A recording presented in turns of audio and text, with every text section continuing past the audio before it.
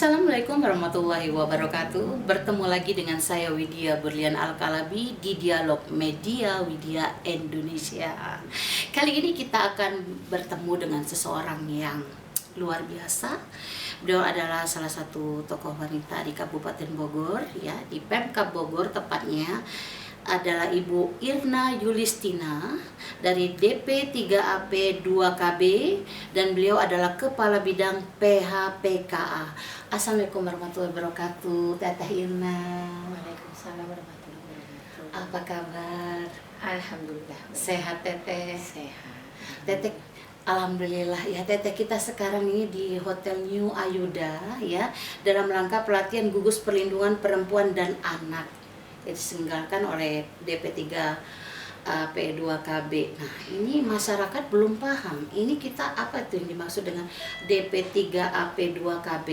Dan kemudian bidang yang sekarang lagi dipimpin oleh Teteh Irna yaitu PHPKA. Apa itu Teh? Jadi DP3AP2KB merupakan salah satu dinas yang ada di pemerintah Kabupaten Bogor. Ya. Singkatannya adalah Dinas Pemberdayaan Perempuan, Perlindungan Anak, Pengendalian Penduduk dan Keluarga Berencana. Jadi di kami itu ada 2 kementerian, terdiri dari di 4 bidang di dinas kita itu. Di antaranya adalah bidang PHPKA yang membidangi masalah anak. Bidang PHPKA itu singkatannya dari Pemenuhan Hak Anak dan Perlindungan Khusus Anak. Nah, sekarang hubungannya dengan pelatihan hari ini, pelatihan mengenai penanganan kasus kekerasan terhadap anak. Ini merupakan salah satu tugas kami yang di PHPK ini, karena di PHPK itu ada namanya pemenuhan hak anak dan perlindungan khusus anak. Jadi dua hal yang berbeda. Di PHPKA untuk pemenuhan hak anaknya, yang PKA merupakan perlindungan khusus anaknya. Di bidang kita itu ada 3 subkor.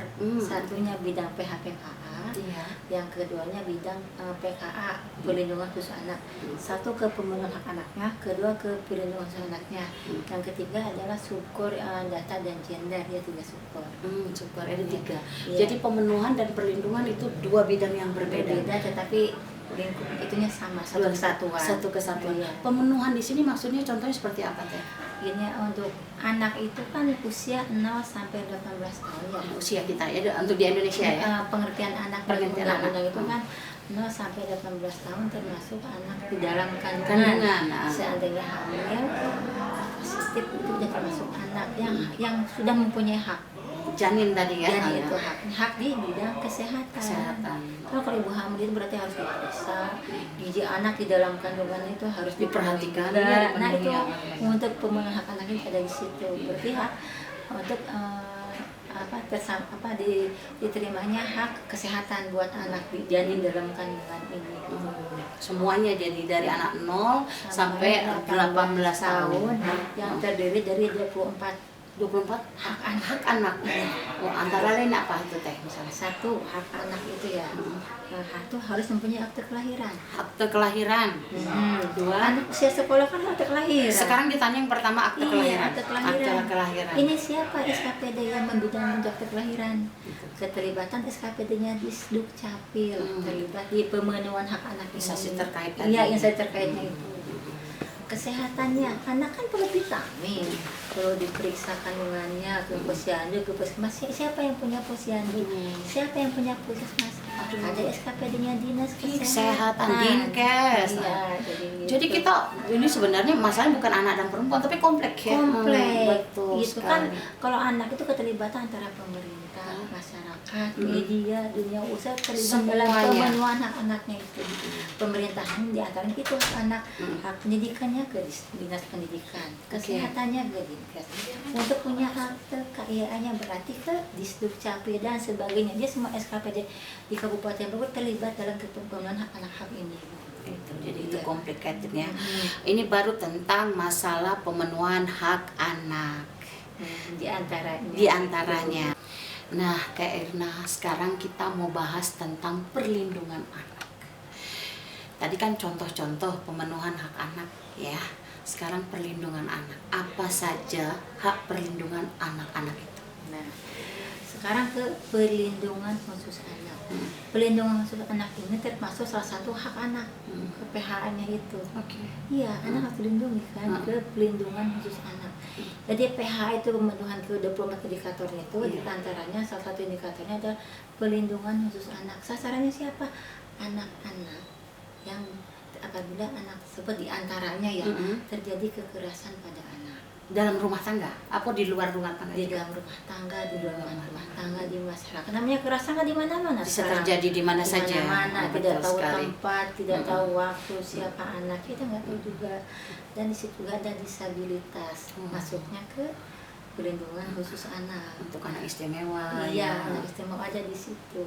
Anaknya kan itu kan anak kita juga. Iya, diperhatikan. amanah Allah ya. Ya iya, semuanya tanpa kecuali anak itu harus diperhatikan. Dipedulikan. Peduli, harus dilindungi juga. Dan diperjuangkan masa depannya. Diperjuangkan masa depannya. Ini kan masa depan anak juga kebenaran anak ini. Sekarang gini, kalau hak-haknya tidak dipenuhi, anak nggak sehat, kurang gizi, gimana anak mau berkembang? Iya, ini belum kita ngomong perlindungan ya, pemenuhannya dulu. Jika pemenuhan dari awalnya juga tidak bisa cukup, anak-anak mungkin nggak panjang hidupnya ya. Gimana mau dilindungi, udah selesai duluan ibaratnya. Jadi memang step by step ini proses yang tidak bisa dianggap remeh. Iya. Sangat orang selalu berpikir masalah anak ada orang tuanya. Tidak seperti itu. Masa pendidikan ada sekolahnya. Tidak semua anak memiliki orang tua, atau orang tua yang memahami bagaimana jadi orang tua. Di sekolah juga kita tidak bisa menghindari yang namanya praktik bullying ya. Itu ada masalah-masalah yang dia ribut dengan temannya dan sebagainya, atau gurunya yang kurang tepat dalam mengajar. Nah itu pun kita perlindungan sampai sejauh itu. Teh, kita udah berapa tahun Teteh membidangi PHL? Saya di DP3AP2KB itu bulan Maret tahun 2022, satu sekolah baru ya. Iya, buat tahun kemarin ya. Iya. Sebelumnya? Saya dulu sekcam di kecamatan. Waduh, makanya jadi beliau ini orang lapangan. Iya, orang lapangan. Orang yang sangat tahu masyarakat. Jadi kalau diajak ngomong dari hulu ke hilir paham banget. Kita nggak usah dijebak dengan pertanyaan apapun, beliau lancar karena tahu sekcam. Banyak keliling di masyarakat. Sekcam di mana kan terakhir? Sukaraja. Di Sukaraja. Masalah di Sukaraja waktu itu kasus masalah anak ada nggak? Ada. Itu Teteh udah mulai Iya coba. sudah kan kita di kecamatan tuh kalau sama orang lapangan banyak komunikasi sama PSM, tugas sosial itu kan pasti kalau ada kasus nanti langsung koordinasi dengan kita nantinya. Jadi memang karena udah berpengalaman di lapangan, jadi ketika membidangi bidang ini, beliau ibaratnya tinggal melanjutkan perjuangan. Terserang pegawai itu harus siap di mana saja, kapanpun. Dalam kondisi apapun ya harus siap. Namanya tugas itu kan. Iya. Nah ini kan kita di lapangan. Kemudian kita dulu berjuang sendiri, Mas. Sekarang diupayakan ada gugus perlindungan perempuan dan anak. Ini apa ini? Nah gini. Jadi di kita itu DP3AP2KB dalam penanganan kasus kekerasan terhadap perempuan dan anak itu kan tidak bisa bekerja sendiri, hanya dinas aja kan. Dengan kondisi Kabupaten Bogor ada 40 kecamatan. 40 kecamatan, bayangin luas kita. 435 desa kelurahan. 435 desa dan kelurahan. Dengan jumlah penduduk 5.600.000 sekian. Hampir 6 Banyak juta. ya. Terus jumlah anak itu ada sekitar sepertiga dari jumlah penduduk Kabupaten Bogor. Dari jumlah penduduk Kabupaten Bogor. Iya, otomatis permasalahan anak itu kan pasti ada kan. Pasti ada. Iya, seperti itu kan. Di antaranya sekarang lagi banyak banyaknya kekerasan terhadap anak banyak ya. Apalagi sekarang zamannya viral. Apa-apa jadi video kan semua. Jadi setidaknya orang selalu berpikir, banyak banget kejadian di sini. Mungkin banyak, tapi orang tidak paham. Mungkin kita udah banyak menyelesaikan kasusnya. Iya, pada anak itu kalau jago harus diamankan loh. Betul. Nggak boleh dipublish ya. Nggak boleh, kondisi mentalnya seperti terganggu. Yang orang tua aja mental kita kadang ada masalah di apalagi anak-anak. Ya, untuk perhatian kepada masyarakat juga, kita juga di media kalau ada kasus perkosaan ya Teteh ya, itu kita pakai nama samaran. Tidak boleh dikasih tahu dia tinggal di mana, misalnya sekolah di mana. Makanya kalau sekarang tiba-tiba orang di media seenaknya aja menceritakan, itu ada hak mereka, hak korban untuk dilindungi ya Teh. itu lepas pemikiran dari masyarakat yang untuk upaya perlindungan anak tadi. Nah, di sini menurut Teteh sebenarnya gugus perlindungan ini arahnya ke situ juga. Iya, buat ke pencegahan, buat ke pelindungan pencegahan. Tahap awal ya? Iya. Kan kalau ada kasus dari pencegahannya dulu. Lebih baik dicegah daripada Kalau udah penanganan berarti udah ada kasus yang kita tangani. Sudah ada korban. Udah ada korban, harusnya cegah dulu dari awal. Gitu kan. Masalahnya ini siapa mereka ini? Golongan dari mana yang kita jadikan gugus perlindungan? Bicara masalah gugus. Salah satu latar belakangnya karena banyak kasus-kasus di kita udah banyak, tapi kasus banyak. Kalau dulu mungkin kasus sebelum adanya kita punya namanya Perbup 67 tahun 2021 tentang si gadis. Coba dijelaskan itu Teh. Nanti ini dulu. Jadi latar belakang untuk penanganan kasus itu ada di bidang kami kan, jadi pencegahan, perlindungan sama penanganan dari kami. Kami tidak bisa bekerja sendiri di P3P2KB karena keterbatasan SDM dengan banyak luasnya wilayah di Kabupaten Bogor. Betul, personil kita terbatas. Maka di DP3 ini kita bentuk namanya UPT PPA per wilayah 1 sampai 5. 1 sampai 5 itu terbagi dari beberapa kecamatan. Jadi satu wilayah itu terdiri dari 8 kecamatan. Satu UPT. Iya. UPT PPA wilayah 1 berarti UPT Pelindungan Perempuan dan Anak wilayah 1 sampai 5. Yang satu wilayah itu terdiri dari 8 kecamatan. Satu UPT 8 kecamatan. Itu udah berjalan selama. Sudah berjalan. Dan bagus prosesnya. Kami kalau nggak dibantu sama keteteran pasti. Itu kan per wilayah. Nah, untuk mempermudah dalam penanganan dari dipekerti lagi skupnya. Dibentuklah itu gugus tadi. Di kabupaten ada gugus juga, gugus PPA juga. Terus turun ke kecamatan namanya gugus PPA. Di desa kelurahan ada lagi. Ada Satgas PPA namanya. Waduh. Iya. Itu yang membantu kami itu dalam pencegahan awal. Iya. Dari pencegahan sampai ke penanganan kasusnya itu. Selain itu kami dibantu juga oleh P2 TP2A-nya juga. Kita punya kerjasama dengan unit PPA Polres, kerjasama dengan KPAD-nya juga. Kita udah lengkap sebetulnya itu. Ya, satu kesatuan, bersinergi ya. Lebih lengkap nanti bidang-bidangnya ada di P2 TP2. Nanti Ibu Ketua yang akan menyampaikan materinya nanti ya. Jadi penanganan kasus itu berawal dari desa, otomatis kan ada satgas. Iya. Terus gimana? Kok ini laporannya gimana? Nah itu tadi. Kan dulu itu dia booming aja ya. Kasus kan dari tahun ke tahun meningkat. Selalu. Persentasenya tuh. Kita jangan berpikiran negatif. Iya, betul. Kok tiap tahun ada apa nih? Apa nggak pada kerja? Mikir orang begitu. Udah ada satgas. Udah ada gugus, udah ada P2 TP2A, udah ada UPT. Kita turun terus ke lapangan pokoknya. Ya kenapa kok bisa naik terus? Mungkin dulu sebelum dibentuknya yang tadi itu ya, kan masyarakat bingung. Belum berani lapor juga? Belum berani lapor. Belum tahu juga. Keduanya belum tahu juga harus lapor kemana mereka. Betul. Terus mereka ada rasa takut kalau laporan, takutnya orang-orang pada tahu anak saya ada kasus kekerasan, malu, aib, padahal kan kalau kita satgas itu kan harus dilindungi, masalah identitasnya dan sebagainya harus dilindungi, diamankan lah itu kasusnya itu. Bahkan kita media harus menghormati ketika pihak-pihak terkait tidak mengharapkan ini naik dulu, karena itu bahaya sekali. Orang akan lebih fokus kepada korbannya daripada kasus itu diselesaikan atau tidak benar. Iya. Salah satu tugas satgas itu kan pendampingan, penjangkauan. Jadi pelaporan itu bisa melalui berbagai cara, bisa langsung ke satgasnya. Bisa melalui online ke 112, bisa ke aplikasi Si Gadis, nanti ke P2 TP2 ada. Aplikasi Si Gadis tadi. P2 TP2 ada juga nanti P2 TP2A nanti pelaporannya. Jadi memang udah mulai banyak sarana dan mungkin masyarakat belum paham, belum tahu. Makanya kita edukasi sekarang. Bagi yang tahu ya alhamdulillah, bagi yang belum ayo tonton podcast kita ini dijelaskan sama Teteh Erna.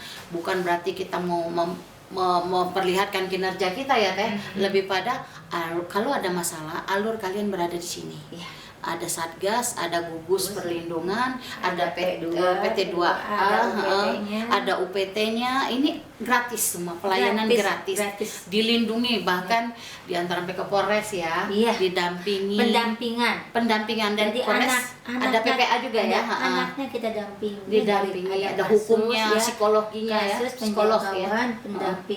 pendampingan sampai si anak tersebut sembuh, nanti kami yang dampingi. Untuk urusan hukumnya ada UPT, PPA, ada Polres. Ada Polres, jadi didampingi. Karena kita juga pernah itu di PT2 P2A ada psikolognya juga, ada masalah hukumnya tuh, bantuan pengacara hukumnya ada, iya. Lengkap, kita gratis. Nah, sekarang kita mau tanya tentang yang lagi banyak dibahas sekarang tema tentang Kabupaten Layak Anak. Nah, sejauh ini bagaimana upaya kita agar Kabupaten Bogor bisa sampai ke tahap itu? Udah sampai perjuangan yang titik darah keberapa nih sampai mewujudkan itu? Ini targetnya juga sampai tahun berapa ini? Jadi saya bicara masalah pengertian Kabupaten Layak Anak dulu. Iya.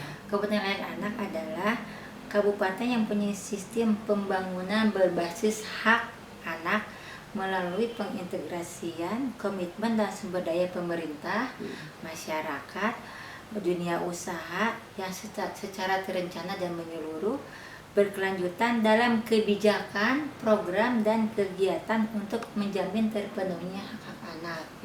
Tadi saya sudah menyampaikan kan tadi kepada Ibu ya, bahwa hak anaknya ada 24. Nah, ini ada di Kabupaten Layak ini tujuannya ini. Jadi Kabupaten Layak ini merupakan suatu sistem perencanaan program untuk pemenuhan hak anak yang 24 itu. Upaya tadi itu ke situ. Iya, jadi muaranya ini ke Kabupaten Layak Anak sebenarnya. Pemenuhan hak anak dan pelindungan anak itu bermuaranya nanti muncul. Kalau misalnya pemenuhan hak anaknya sudah cukup, sudah terpenuhi semuanya, pelindungan khusus anaknya sudah terpenuhi, mengerucut nanti ujungnya ke Kabupaten Layak Anak. Jadi kabupaten yang layak buat anak kehidupan tercapai anak. target tadi. Iya, seperti itu. Kita sudah tercapai belum targetnya? Di KLA ini, Kabupaten Layak ini kita tiap tahunnya ada program dari pemerintah pusat, itu ada evaluasi Kabupaten Layak Anak tiap tahunnya. Sudah ada evaluasi keberapa kali? Sudah, ini tiap tahunnya ada. Kita pernah mencapai waktu itu sampai ke Ninja pernah. Oke. Ya. Kan kategorinya ada Pratama, Madya, Ninja, Utama, nanti terakhir ada Profila. Jadi udah kita tingkatan ketiga nih dia. Ketiga kita turun lagi, kan kondisinya sekarang tahun ini turun lagi. Iya, karena kan mungkin kemarin kita pernah COVID, akhirnya benar berhenti kan, otomatis kondisi keadaannya kan ya musibah bersama waktu itu. Jadi semuanya kayaknya menurun ya waktu itu. Iya, otomatis kan yang tidak ada kegiatan sama sekali, nggak ada kegiatannya berkurang. Iya. Anak untuk bermain tidak bisa, semua di dalam rumah. Karena salah satu hak anak itu kita harus menyiapkan taman bermain dengan anak. Kan anaknya bisa keluar juga. Bisa bermain. Sekarang taman kota banyak arena bermain kayak di Kabupaten Bogor. Itu merupakan dalam rangka itu untuk mewujudkan Kabupaten Layak Anak. Karena anak itu tidak hanya punya perutnya ayah, dia kan dia punya perlu hiburan juga. Iya. Selain pendidikan ya, kasih sayang ya. Iya. Lihat dia bermain. Mengisi waktu luang anak itu ada di indikator KLA ini, di pemenuhan hak anak yang 24 indikator ini. Jadi di KLA ini kan harus dipenuhi 24 hak anak. Dari 24 hak anak ini dibagi menjadi 5 klaster. Dibagi lagi 5 klaster. Apa dia? Dibagi menjadi 5 klaster. Klaster 1 sampai 4 untuk pemenuhan hak anaknya. Yang klaster 5 itu untuk pelindungan khusus anaknya yang tadi 1 sampai 4 itu tadi pemenuhan, 1 perlindungan. Iya, itu. Jadi nanti udah terpenuhi semuanya baru mengerutnya ke Kabupaten Layak Anak. Itu baru tercapai. Iya. Sekarang kita di posisi di mana setelah Nindya? Kemarin kita tuh tahun 2022 itu kita di Madya. Kemarin kita turun ke Pratama. Insya Allah nanti kan otomatis juga kampanye itu kan banyak aturan-aturan baru. betul Ya, sekali. banyak aturan-aturan baru, otomatis kan kita harus Beradaptasi dengan aturan-aturan itu. Ya ini kan menyangkut SKPD juga. Ini menyangkut pendidikannya juga.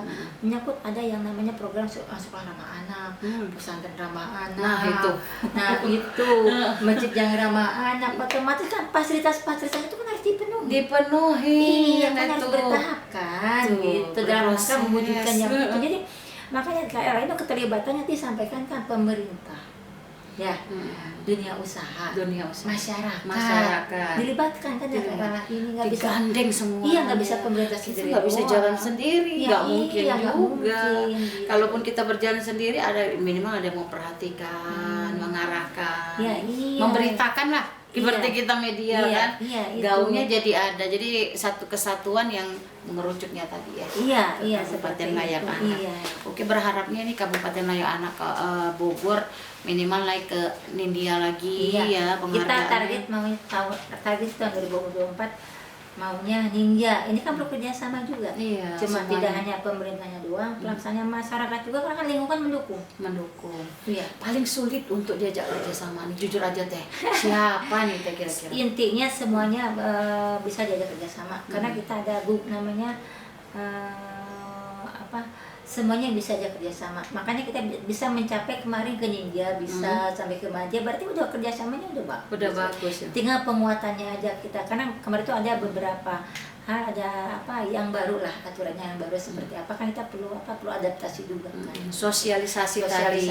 Makanya pelatihan-pelatihan seperti ini memang harus didukung. Ini salah satu upaya dalam rangka ini warga usianya range yang jadi gugusan ini dari usia berapa? Gugus itu tidak dibatasi sih. Siapapun. Iya, unsur gugus.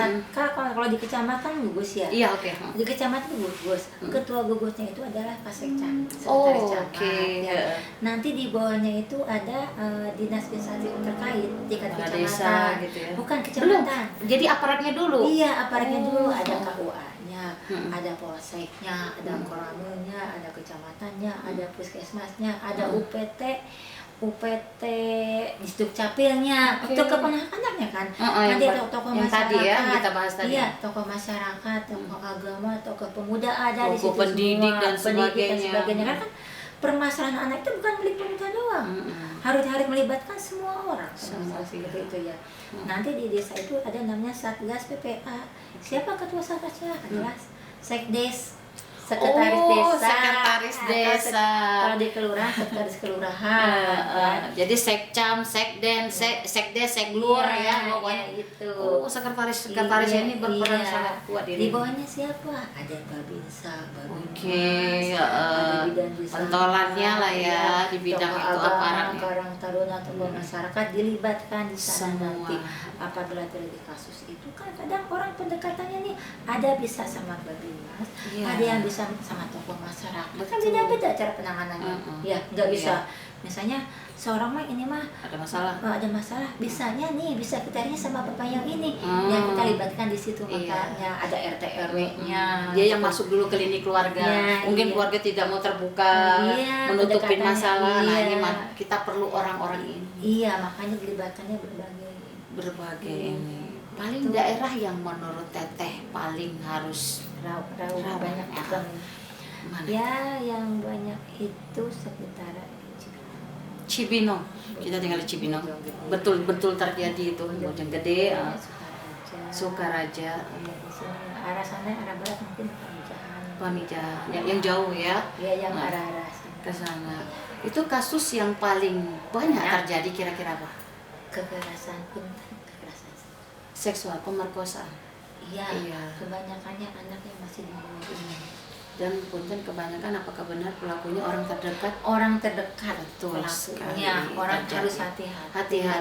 Orang terdekat itu ada keluarganya terdekat, ayahnya juga, pamannya, kakeknya, ayah tiri, ya itu bisa terjadi. Pokoknya gimana ya? Ngenes kita, orang yang harusnya melindungi, tapi malah menghancurkan masa depan mereka dan usia mereka tuh masih sangat kecil-kecil ya. Iya. Ya itu. yaitu pendampingan dari mulai ada pelaporan, penjangkauan, pendampingan, tugas kita tugas satgas, gugus, P2, TP2, P2, TP2K, UPT, biasa pendampingan sampai si anak sembuh kembali. Kan otomatis kalau ada kejadian kekerasan tersebut mengganggu mental si anak. Betul. Yang usia sekolahnya, kamu sekolah mau gimana masa depannya? Iya. Depannya mereka gimana gitu? Masa dia harus sedih terus dibiarkan hancur mentalnya? Udah itu hancur, masa depannya juga hancur. Iya, itu harus kita usahakan anak itu sekolah lagi. Seandainya anak itu nggak mau sekolah di formal, kita nanti alihkan ke kejar pakai. Iya, kita siapkan ke online ya. Iya, yang penting anak punya bekal, punya ijazah, punya pendidikan untuk masa depan mereka. Kita sebenarnya coba merampungnya lagi yang retak. Iya, sebelum mereka hancur benar. Iya. Kalau di P2 TP2A itu udah kita memang liput juga kegiatannya. Kemarin nyambung ke sana juga. Benar. Iya. Itu Terna ada 2 kasus ya, kasus perkosaan anak di bawah umur ya. Yang itu pas laporan ke Polres itu minta cepat mungkin mereka tangani karena dari pamannya orang terdekat dibilang Polresnya ngomong ini juga maksudnya numpuk laporan ini numpuk ini aja belum selesai. Nah membuat ibunya menangis dan dia cerita sama kita sebanyak itukah kondisinya yang terjadi, ternyata memang benar. Jadi ini bukan berarti pelakunya atau korbannya orang asli Bogor juga, karena di sini banyak pendatang juga. Jadi bukan berarti orang Bogor nih begini nih, bukan. Kita udah maju. Kita semua orang udah tinggal di sini. Rata-rata kemarin kejadian ada orang dari luar tinggal di sini. Biasanya begitu. Jadi pelakunya juga bahkan orang luar juga. Jadi bukan berarti orang Bogor ini seperti itu. Yang ada kita lakukan ada upaya menyelesaikan kasus tersebut agar tidak berlarut-larut demi masa depan anak ini. Masa depan bangsa juga, generasi kedepannya. Terus apa harapan Teh Erna ke depannya ya, terutama di bidang ini, di bidang yang Teteh pimpin saat ini, apa yang diharapkan Teh Erna, mungkin juga rekan-rekan di bidang yang sama untuk masalah anak tadi. Apa harapan kita? Harapannya saya ingin mungkin anak-anak, bukan mungkin ya, anak-anak di Kabupaten Bogor itu untuk hak-hak mereka itu yang 24 hak itu terpenuhi semua. Tanpa alasan sama sekali mereka berhak 24 kasus. Nanti kita tulis nanti kita sebutkan apa aja 24 tadi ya. Dari urusan pemenuhan hak anaknya itu sampai ke urusan keselamatannya, ke pelindungan khusus anaknya itu harus terpenuhi. Membuat akhir tadi. Membuat anak-anak kan bahagia. Kan anak itu bahagia, ceria, udah bahagia. Hak dia itu ya, dia bermain. Tujuannya ujung-ujung nanti ke keluarga sejahtera. Seperti itu. Ya kita juga negara akan jadi luar biasa di kemudian hari kalau generasi kita itu memang anak-anak yang terpenuhi kebutuhannya, terlindungi, kecerdasannya luar biasa. Jadi kita nih nabung untuk hari esok ya Teh sebenarnya. Iya kan kalau kita umur udah segini siapa lagi nih generasi Irna berikutnya. Iya, dipersiapkan. Salah satunya di KLA itu Kabupaten Layak Anak. Kota Layak Anak juga ada. Kabupaten Kota Layak Anak. Kalau yang terbaik sejauh ini se-Indonesia siapa Teh? Kemarin itu Jogja hebat Jogja. Insya Allah kita Surabaya itu Surabaya. Jawa Timur. Oh, Jawa Timur. Jawa Timur teh udah Jawa Timur provinsinya. Jadi kita juga bagus di Jawa Barat, Depok tuh utama. Terus Depok, Kota Bogor juga sudah ini. Kalau kita kan lingkupnya banyak, 40 kecamatan. Luas sekali. Kalau yang belum main ke Bogor sama masyarakat, sama tahu, SPD, sama yang lainnya kita angkat tangan.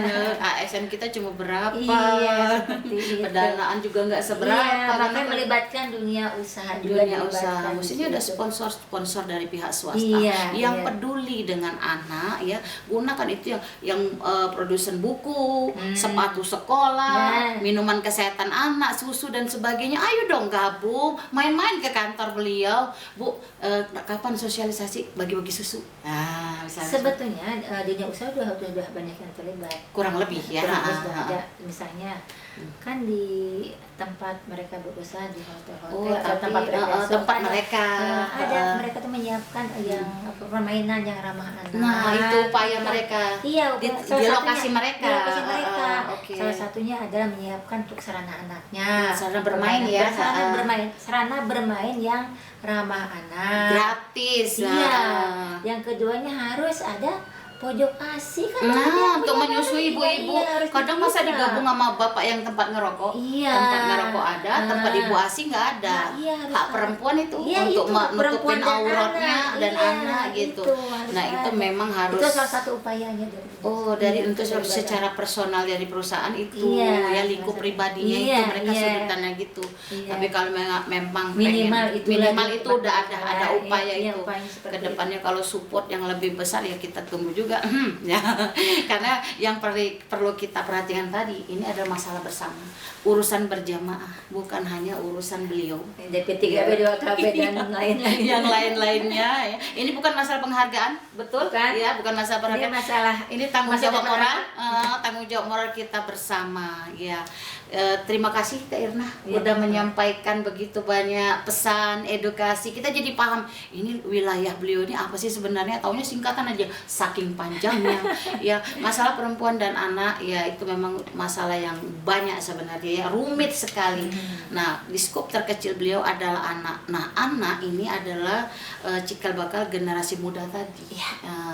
Yang kita perjuangan tabungan deposito kita ke depan, bangsa ini ke depannya, investasi kita di masa mendatang. Mau Indonesia lebih hebat, lebih maju, kita jaga anak-anak kita sekarang, benar nggak Teh? Setuju. Ada poin tertentu atau yel-yel atau untuk dari bidang kita apa Teh? Anak sehat, ceria, keluarga sejahtera.